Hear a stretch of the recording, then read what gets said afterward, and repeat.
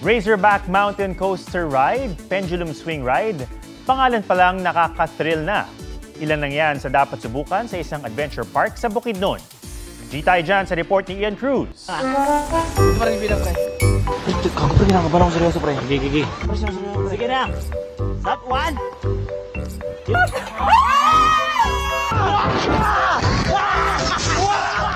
Sa taas na 120 feet, mapapasigaw ka nga naman.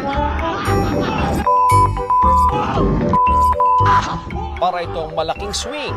At whenever ready ka nang mag-fall, just pull the string.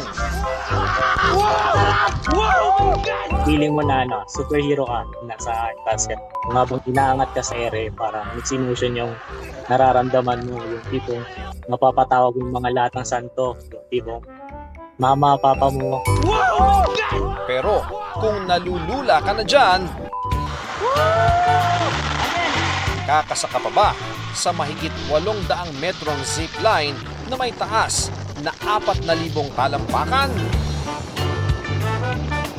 Ilan lang yan sa extreme activities sa All-in-One Adventure Park sa Manolo Fortich, Bukidnon.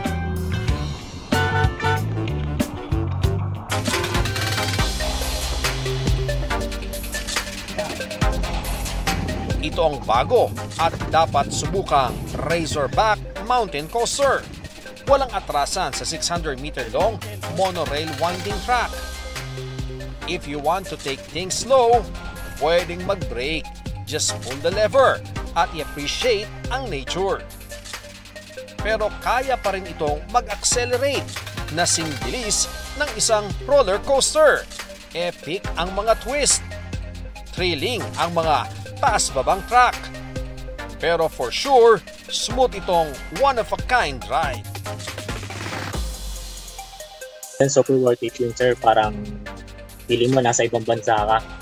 Tapos sobrang peaceful, papalibutan ka ng kagubatan. Ian Cruz nagbabalita para sa GMA Integrated News.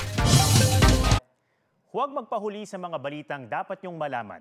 Mag-subscribe na sa GMA Integrated News sa YouTube.